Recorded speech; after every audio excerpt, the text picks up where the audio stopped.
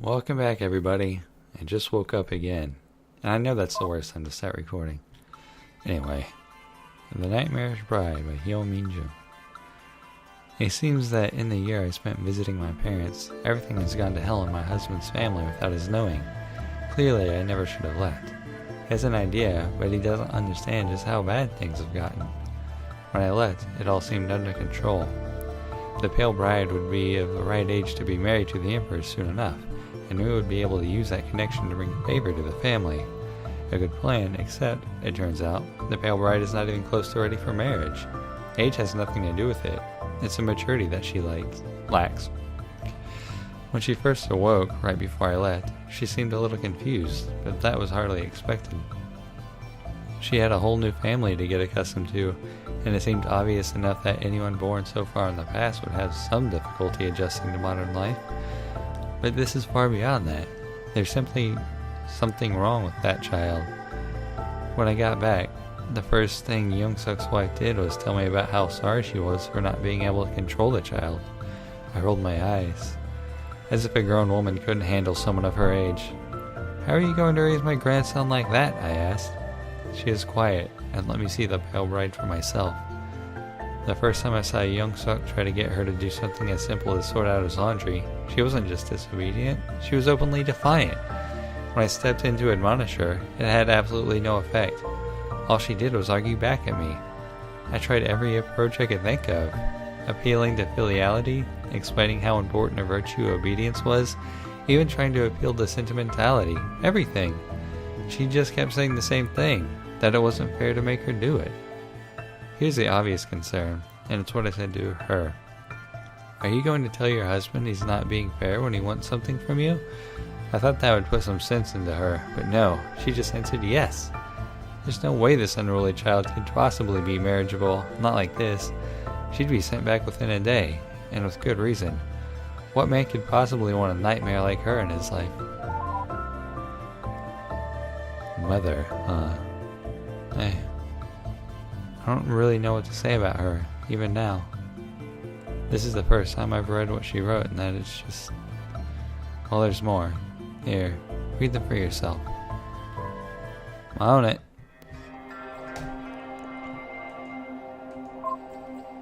Dear Diary, the good news is, health-wise, I seem to be doing much better this month. I'm sure this isn't a permanent thing. It's happened before. I can't really remember how the doctor from the past explained it anymore, but he said it was pretty normal, not something to get my hopes up about. Still, some days this month, I actually had enough energy to want to move around. Not that I could move around, of course. I can't leave the house. A good girl shouldn't. Is what everyone keeps saying. Wow, alright. But I have the energy to, at least, and that's something. The big news is that woman who's supposed to be my adopted mother came back. I didn't really see her much before she left. I might as well have been meeting a new person. I wish I could say I had high hopes for her, that I had thought that maybe she'd be fine. That'd be a lie, though. I knew she'd be as bad as the rest at the moment I saw her. And she was, of course. She's even worse than sister-in-law. She gives these awful lectures. I can't even describe them, they're that horrible. She's that horrible. Hyo Min-joo again. If you're so worried, why don't you just explain everything to her simply and rationally, Jung-soo asked me. My response was obvious. She's a woman, we're not particularly rational. He said, "You know what I mean. I could hardly do it, but coming from a woman, perhaps she will understand that it's all for her own good." "Maybe," I said, doubting it. But I tried anyway. She took her time arriving after I summoned her to my room. "Can we speak?" I asked her, trying to keep my voice calm. She glared, then snapped, "Fine." I asked her to sit down, but she refused. "Look," I said, trying to speak to her as an equal, "I still don't think my husband was right, but it was worth trying. I've been told you'd rather be called Hyune, is that right?" She said yes, bitterly, not giving me much to go off. "That's a very pretty name," I said. "Thanks," she said, but her voice was still unfriendly. "My parents gave it to me." I said, "You must miss them very much." She nodded. I don't understand, Hyune. Were you so difficult with them too?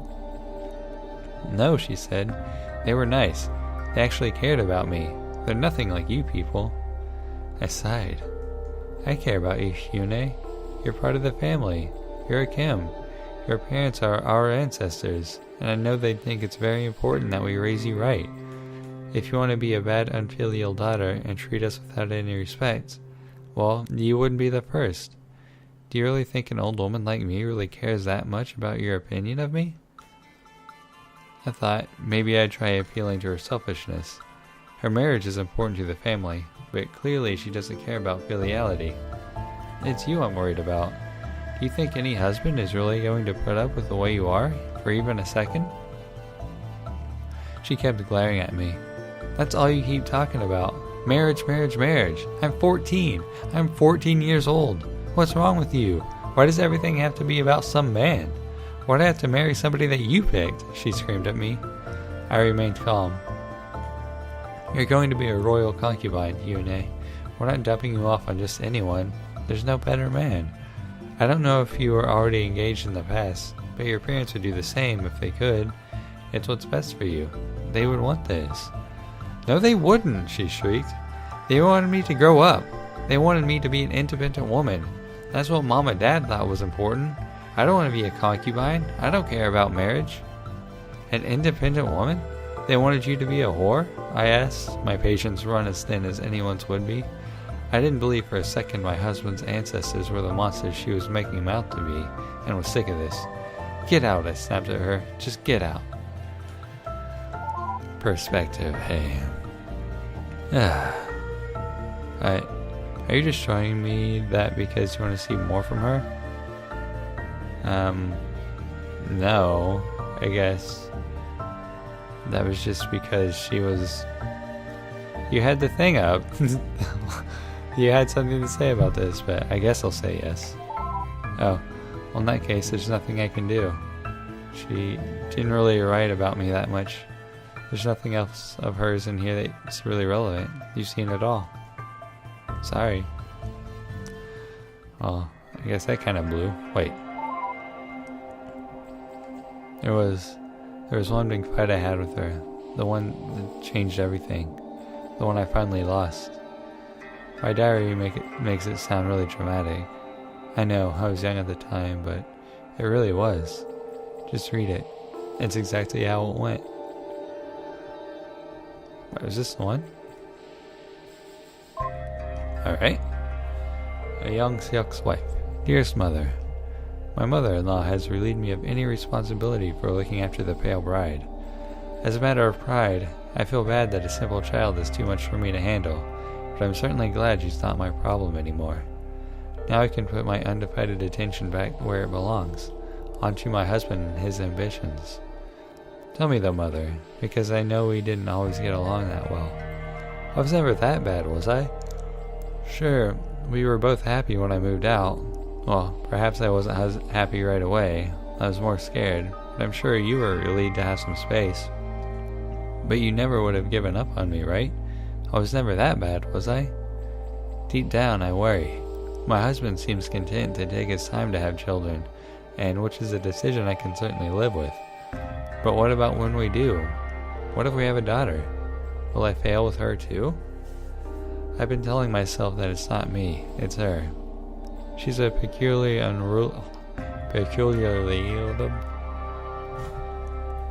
Focus. She's a peculiarly unruly child, and it's not ordinarily that bad. It's not right. It's not right. Please tell me I have nothing to worry about. Please? Yeah. You know, I never did like her. When I woke up, she was just this awful person who kept saying the most awful things. Never as bad as Mother, but still. I didn't read any of her letters when I was alive, of course, but you know what really surprised me? She made such an awful impression on my life.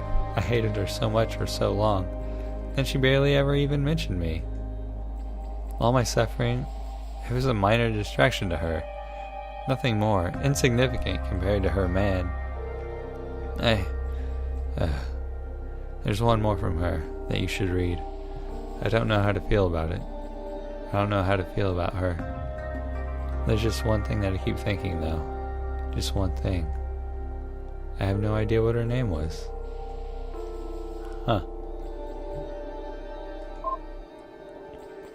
My last stand. Dear Diary, everything managed to spiral out of control so quickly today. I wasn't planning on it happening this way, but here's the point where I make my stand, I guess. It sounds dramatic, but I won't just let them marry me out to some stranger. I won't. I won't let them. Just before dinner yesterday, Mother told me that I had to go do an interview with some man. The Emperor, I guess, for all I care. The way she put it was, I'd get a chance to see that he's a man you could fall in love with, or something stupid like that. As if, I said in response, and I spent the rest of the evening thinking about what I could possibly do to make it clear I wouldn't let them do this. This morning, after breakfast, sister-in-law showed up in my room. Good morning, she said. Today's a big day for you, isn't it? Mother-in-law wanted me to help you get dressed and all made up. You want to make a good first impression after all. I glared at her and summoned up all my courage. No, I said. What? She asked. No, I'm not going. She left, and Mother herself came in. This was it, I told myself. This was a big moment. I'm not going, I said before she could say anything. I'm not going to get dressed up. I'm not going to meet him, and I'm definitely not going to get married, I shouted. For a moment, she said nothing and didn't move. Then she left too, without saying a word. I thought that would feel good, but it didn't. It just made me worry more. I couldn't have possibly won that easily, I thought. And I hadn't, of course. After a few minutes, she returned with Father, who looked incredibly angry. Minjung says you're refusing... You are refusing to get ready for your interview, he said. Yeah, I stammered, not used to talking to him. I won't. I won't go, and I won't get married. He walked over in just 2 strides, and then glared at me for a second. I had no idea what he was going to do. Then he slapped me in the face, so hard that it knocked me over. What a prick. Yes, you will, he said. I'll drag you there kicking and screaming if I have to. My face in so much pain, I forced myself to sit back up. I won't, I said, bracing myself for if he hit me again. He did. Yes, you will, he said. I couldn't keep this up. It already hurt so much, I couldn't just spray that out. Then it came to me. If you make me do the interview, I said, I'll tell the Emperor that you've been conspiring behind his back. It was all I could think of, and all I could do was cross my fingers and hope the threat worked. It had to. He glared at me, and in that moment, I knew. It worked. The two of them looked at each other, and then they both left together. That was 3 hours ago. I don't know what's going to happen now, and I think my face is swollen. It still hurts, and I didn't want it to go that way. So that's me, making my stand. Oh, I'll get to that, but for now, please, just look at everything else first. Okay. How much do we have left? Not that much. The pale bride picked the worst of all possible days to throw another one of her childish fits. Refusing to even get dressed for an interview. And this one was with the Emperor himself. Not even my husband was able to get her to listen. He had to personally apologize himself for not being able to bring her as scheduled and lied about a sudden illness. You have to do something about her, I said to my husband that evening. She's completely out of control. I know, he said. That is quite clear. He looked so worried. I hugged him and tried to comfort him. Everything would fall apart if something couldn't be done. She'd threatened to say something stupid and dangerous to the Emperor, and we were both scared that she might. Maybe it's time to consider doing something drastic, I said to him. He nodded. I know, he said. I can only think of one idea. I do not like it. I would rather not. Even hitting her was far worse than I would have wanted. He explained his idea to me, and I agreed that it was terrible, and I didn't like it either. But it would stop her from arguing, stop her from ruining her own life. My husband was, as always, right. There was only one way. Recently, the pale bride's temperament has improved immensely. It isn't simply that she's now quiet, it's that she's actually respectful and calmer. After rescheduling, she had an interview with the Emperor, and he is actually quite charmed with her. I'm just so happy, for her own sake, that she's finally stopped resisting the marriage. It's all coming together now. A date has been set for when she'll be sent to live with him, and in the meanwhile, things at home have been peaceful again for everyone. Actually, it's better than just that. I've been spending more time with her, of her own free will. I've been giving her advice for coping with marriage, and now the girl actually listens politely. Otherwise, there's little else to write about. I wish there had been a better way to get her to behave, but in the end, it seems to be working out.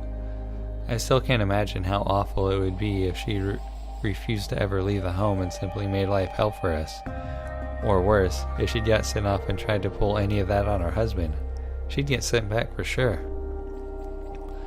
Maybe now, things will finally start to come together for the family. I must admit, for a time, I doubted the optimism that Jung-soo expressed in the 319th year. But now, it seems that he was right all along. What a relief. Of her own free will. I can't believe she actually said that. It's wrong. It's completely wrong. I can't believe she could have possibly thought that. Just unbelievable.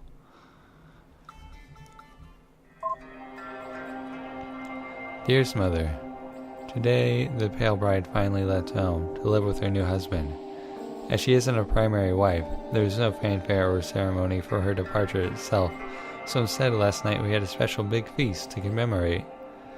I know I have said bad things about her before, but it's not just that I was happy to see her gone. She's been better since mother and father-in-law managed to get her to keep quiet. The thought of it still leaves me really uncomfortable. She was always just a confused child. I hate the fact that my family considers her so important and neglects my husband, and I certainly hate her for not appreciating that status and fighting it. But the fact that she doesn't understand the world, I can feel for that. It's not like I always understand myself. Regardless, it went very well. The big feast was my idea, and she was happy to help with the cooking. Earlier, she had spent the afternoon getting ready the dress she was going to wear when she arrived. With mother-in-law... What? I forked that. Anyway, and she seemed rather anxious about it.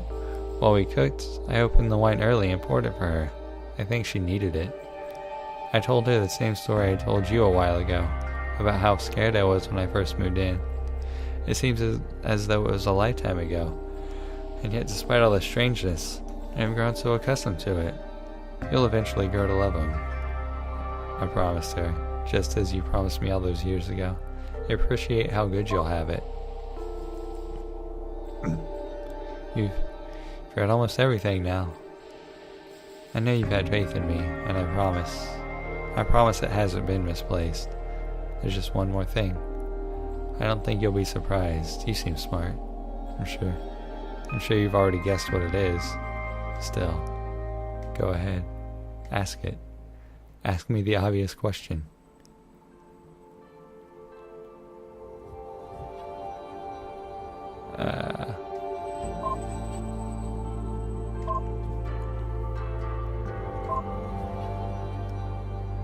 I guess it's this then. Why did I kill them? Here, you want to know what could make me look at my father's face and be filled with so much hatred? You want to know how I could possibly think my whole family deserved to die? If you haven't already guessed, here's my last diary entry.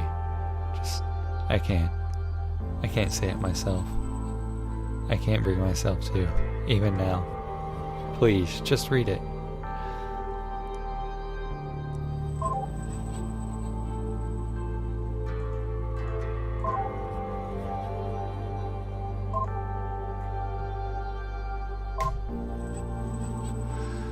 Here we go.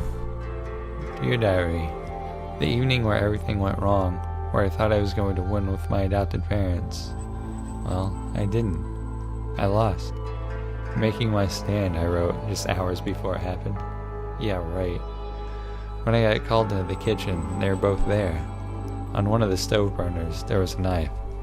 I thought it was a little bit odd, but I didn't care.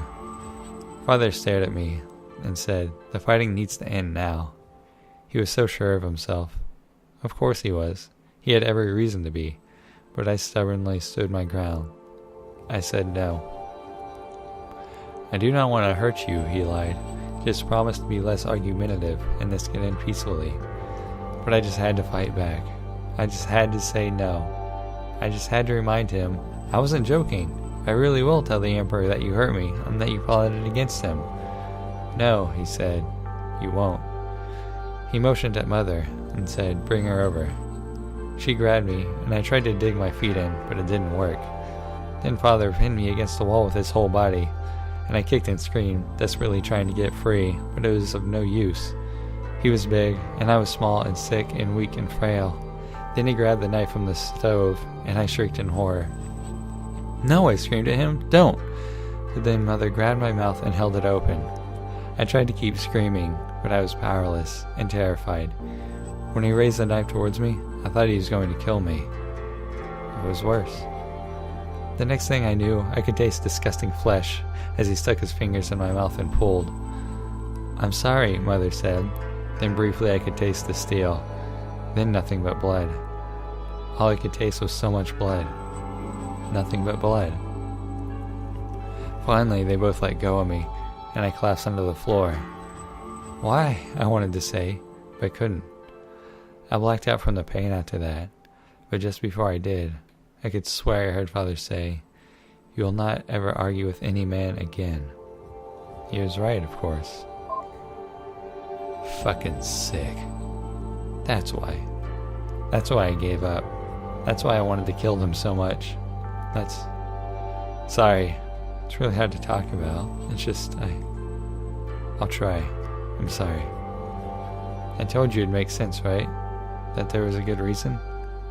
Please tell me you don't think I've let you down.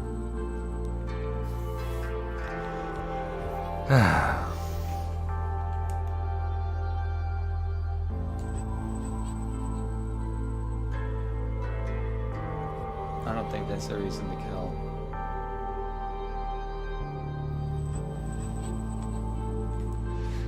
I can't say I disagree, but I don't know. What else am I going to say?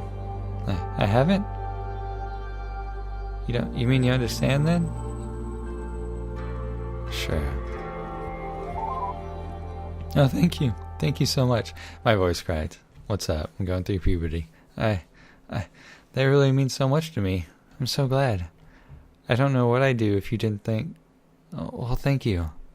Thank you so much. I was terrified. So terrified I thought you might not. I'm so glad. Thank you. Thank you so much. Welcome, I guess. Wait. Hey, could we just talk a little more instead? There's something really important I need to tell you. Sure. Alright, I have really strong feelings. I can see you're a good listener. Great. Oh, jeez, I'm in love with you. We've known each other for what? 3 hours? I finally said it. This is so embarrassing. I know I'm being really silly, right? I mean, jeez. I'm sure I know that you're thinking, right? You never accept those feelings, I'm sure.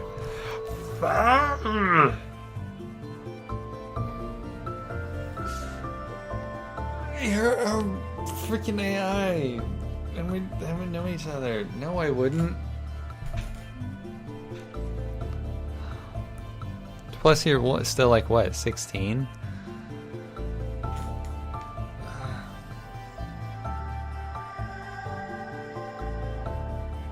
I don't want to piss her off though. I don't want her to kill me too. Whatever, I might. You would? Really? Jeez, that's like, wow. That's what I really like about you.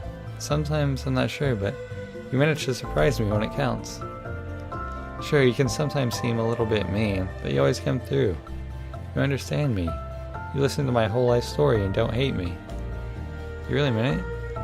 Do you think we could have a chance together? No! No, I do not. I peeked, sorry. Yeah, sure. That is Truly the most amazing thing I've ever heard in my life. Thank you. Thank you so much. But I'm sort of thinking about this for a while. A little embarrassing, I know, but, well, you don't have to rush to get married. What? I mean, you know how scary it was the last time I was wife. I just really like to just be with you as an equal. Does that sound right to you? Sure. Wonderful. No, I really do. I really do love you. I thought this was supposed to be a hate story. It's funny, isn't it? I know almost nothing about you. I have no idea what you look like. I have no idea how you talk. Very poorly, as it turns out. I have no idea of what's supposed to be the most important thing about a person, if you're a man or a woman. I have no idea how old you are, although I suppose you must be much younger. Wow. This must be true love. Or maybe older, depending on how you look at it. Nor do I have any idea where you're from, or even your name. But I know that you take me seriously, that you understand me, that you don't treat me as something less just for being a woman. I guess I do have that going for me. I know that talking to you makes me feel better than I've ever felt in my life. And that's good enough for me. It's far better than I've ever had. Very well.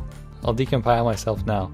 That way you can just drop the terminal and type download to copy everything to your ship, including me. It should only take a few days to complete the transfer. I'll see you soon, alright? So this is how my sister-in-law felt on her wedding night. Interesting.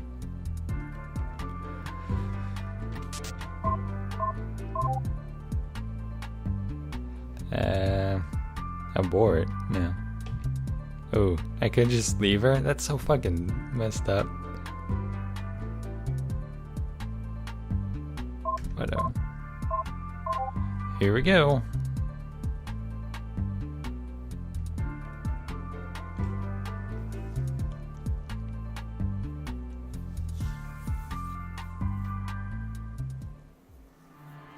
Oh, that is so fucked up.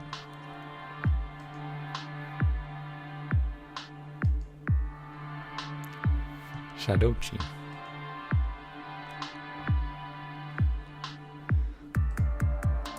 Good work on recovering the Google files. I just spoke to the sponsor's representative on audio. He sounded really pleased with what you delivered. I've cleared your account, and I didn't get a chance to read the rest of it. Oh well.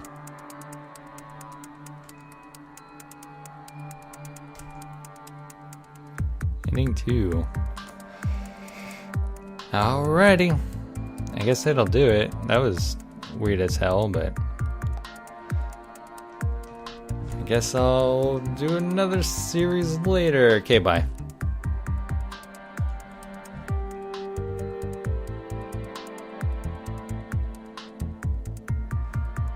Oh, wait, that was a funny achievement. Anyway, bye for real.